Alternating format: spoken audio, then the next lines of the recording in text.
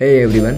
Bank saving और investing दोनों अलग अलग फैक्टर्स हैं। अब देखिए, अगर आप बैंक सेविंग करते हैं तो आपका गोल होता है एक इमरजेंसी फंड बनाना जो आपको आपकी मुसीबत के समय काम आएगा। और देखा जाए तो एक तरीके से ये सही भी है। पर जब बात आती है इन्वेस्टिंग की, तो क्या आप इन्वेस्टिंग का पावर जानते हो? जिसमें कई तरीके हैं इन्वेस्टमेंट करने के, जिसमें कंपाउंडिंग का इफेक्ट तो काम करता ही है, बल्कि आपको अपने पैसों के बारे में ज़्यादा सोचने की भी ज़रूरत नहीं है। बस 7 साल के लिए इन्वेस्ट करो और छोड़ दो, अब आपका पैसा ऑटोमेटिकली ग्रो होता रहेगा। दोस्तों, थॉमस विलियम्स फिलिप्स अपनी book 100 to 1 in the stock market में कहते हैं कि स्टॉक मार्केट हम सबको एक अपॉर्चुनिटी देता है जिसमें हम अपनी एक्सपर्टीज के हिसाब से जितना चाहें उतना रिटर्न निकाल सकते हैं। बस उसकी कुछ कंडीशंस होती हैं। तो दोस्तों, आज इस वीडियो में बिल्कुल ईजी लैंग्वेज में समझने वाले हैं कि अगर आप अपनी इन्वेस्टमेंट जर्नी शुरू करने की सोच रहे हो तो सबसे सही तरीका कौन सा होगा इन्वेस्टमेंट करने का, जिससे जल्दी से जल्दी का आप करोड़पति बन सकें।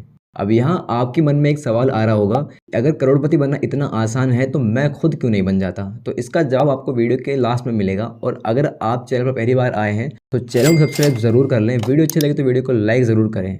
अब सबसे पहले हम यहाँ सेविंग्स का कॉन्सेप्ट क्लियर कर लेते हैं, फिर बाद में डिटेल से समझेंगे कि इन्वेस्टिंग क्या होती है। अब दोस्तों देखिए, बहुत से लोग सेविंग्स को ही अपनी इन्वेस्टमेंट समझते हैं, या फिर वो एक बैंक एफडी करते हैं और उससे ही अपनी सबसे बड़ी इन्वेस्टमेंट समझते हैं। अब एग्जाम्पल के लिए एलेक्स अपनी एक बैंक एफडी करवाता है जिसमें वो एक फिक्स अमाउंट 10 लाख रुपए डिपॉजिट करता है 10 साल के लिए। अब 10 साल तक उसका पैसा 7 से 8% इंटरेस्ट रेट से ग्रो होता रहेगा।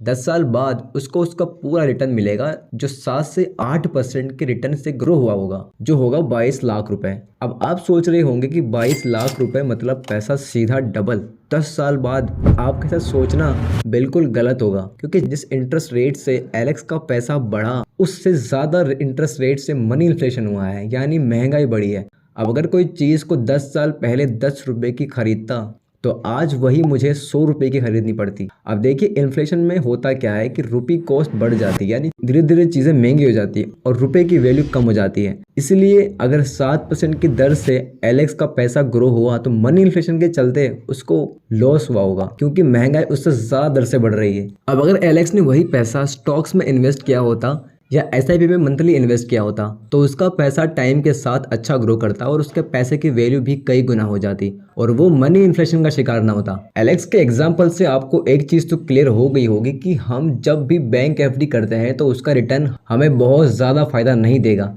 अब मेरा मतलब ये बिल्कुल भी नहीं है कि बैंक एफडी नहीं करनी चाहिए, आपको अपने गोल्स के हिसाब से इन्वेस्टमेंट करना चाहिए। पर अगर आपको जल्दी जल्दी फाइनेंशियली फ्री होना है तो एसआईपी या लमसम जैसी जगह या स्टॉक्स में इन्वेस्ट करें। इन्वेस्टमेंट लाइफ में बहुत ज़रूरी है और उसको जितना जल्दी शुरू किया जाए उतना ज़्यादा अच्छा होता है आपको गोल को अचीव करने में। अब यहाँ इन्वेस्टिंग के इस पूरे गेम को एक सिंपल से एग्जाम्पल से समझते हैं। दो दोस्त रमेश और कबीर एक कॉर्पोरेट कंपनी में जॉब करते हैं जिससे उनको मंथली 50,000 सैलरी मिलती है।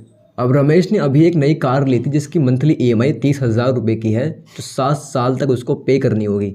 अब सैलरी का आधा से ज़्यादा पैसा उसका ईएमआईज में चले जाता है, बाकी का घर खर्च में ख़त्म हो जाता है। महीने के आखिर में उसके पास 2 से 3,000 बचते हैं जिन्हें वो सेविंग्स अकाउंट में डाल देता है। वहीं कबीर वही 50,000 सैलरी में से 30,000 पर मंथ इंडेक्स फंड में इन्वेस्ट करता है 7 साल के लिए। अब देखिए, इंडेक्स फंड में इंडिया की टॉप लिस्टेड वैल्यूएबल कंपनीज होती हैं जो टाइम के साथ रिटर्न भी अच्छा देती हैं। वॉरेन बफेट के अनुसार म्यूचुअल फंड कभी इंडेक्स फंड को बीट नहीं कर सकता।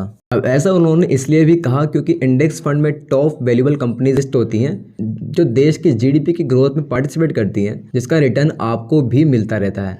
अब 7 साल बाद कबीर के पास एक अच्छी खासी सेविंग्स के साथ साथ अच्छी खासी इन्वेस्टमेंट भी है, जिससे उसको एक फिक्स इनकम भी मिलती रहती है। उसके पास एक अच्छी कार और एक अच्छा घर भी है जो उसने सिर्फ अपने इन्वेस्टमेंट के डिसीजंस की वजह से लिया है। वही रमेश अभी भी ईएमआईज पे कर रहा है, पर जब रमेश कबीर को देखता है तो उससे इन्वेस्टमेंट के बारे में पूछता है, तब कबीर उसे कुछ इन्वेस्टमेंट टिप्स देता है जिससे रमेश भी इन्वेस्टमेंट शुरू कर देता है। अब 20 साल बाद दोनों के पास अच्छी खासी वेल्थ हो जाती है, पर कबीर के पास रमेश के मुकाबले ज़्यादा पैसा होता है क्योंकि उसने पहले इन्वेस्टमेंट शुरू की थी और 7 साल बाद एसडब्ल्यूपी से अच्छी खासी फिक्स इनकम भी लेता रहा और लॉन्ग टर्म तक अपने पैसे को होल्ड करके रखा, जिससे कंपाउंडिंग के चलते उसका पैसा कई गुना हो गया। एसडब्ल्यूपी सिस्टमेटिक विड्रॉल प्लान होता है जिसमें आपके इन्वेस्टमेंट किए गए पैसे का रिटर्न आपके सैलरी के रूप में आपको मिलता रहता है हर महीने।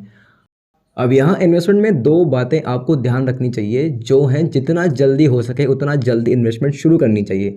भले ही छोटे अमाउंट से इन्वेस्टमेंट करें पर शुरू करें। अब 7 साल से थोड़ा ज़्यादा टाइम लग जाए आपको, पर पेशेंस के साथ अपने पैसे को होल्ड करके रखें। अपने पैसे को मैनेज करना सीखें और इन्वेस्टमेंट की जर्नी को जल्द से जल्द शुरू करें। Best of luck and thanks for watching.